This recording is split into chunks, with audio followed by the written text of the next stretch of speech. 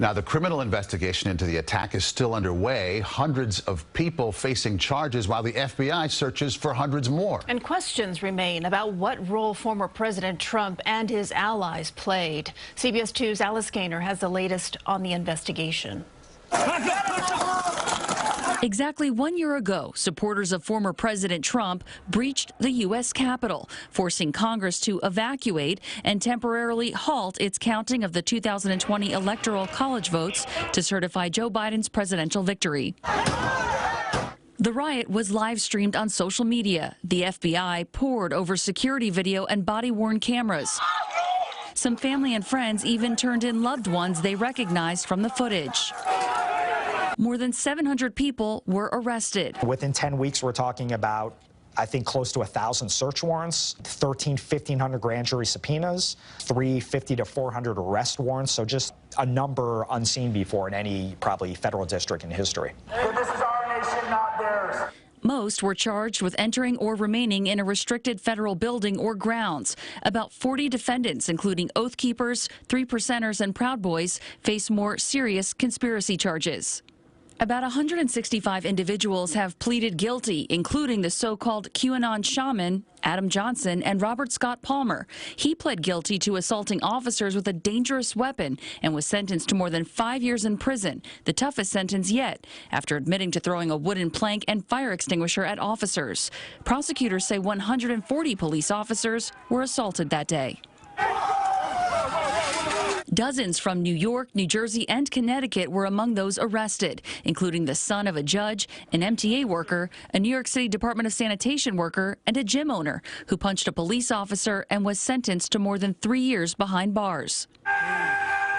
Current or former members of the military and law enforcement, including 2 former NYPD, are also among those charged. 5 people at the rally died. Capitol Police officer and New Jersey native Brian Sicknick, sprayed with the chemical substance during the riot, collapsed later and died from 2 strokes.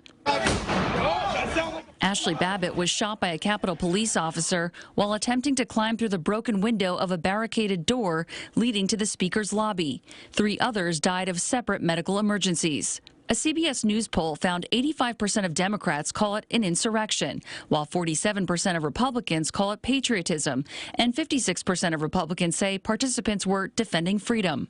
Congresswoman Liz Cheney is the Republican vice chair of the House Select Committee investigating the January 6 attack. The committee has firsthand testimony that President Trump was sitting in the dining room next to the Oval Office watching on television as the Capitol was assaulted, as the violence occurred. We know that that is clearly a supreme dereliction of duty. They've interviewed more than 300 witnesses, collected 35,000 pages of records so far, including texts, emails, and phone records from people close to Trump. Mississippi Democrat Benny Thompson, who chairs the January 6 committee, says there's evidence members of Congress interacted with some rioters. Some took pictures with people who came to stop the Steele rally, allowed them to come and associate in their offices and other things during that whole rally week. On Wednesday, Attorney General Merrick Garland gave an update as federal authorities still search for more than 350 suspects.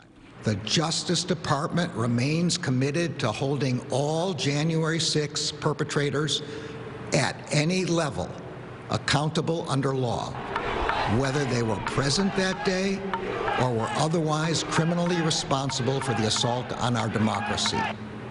We will follow the facts wherever they lead. The House Select Committee plans to reveal its findings in the coming months and is planning televised hearings. In the newsroom, Alice Gaynor, CBS 2 News. And stay with CBS 2 News for continuing coverage of the anniversary of January 6th. On our website, cbsnewyork.com, we have a look back on the day and the year since.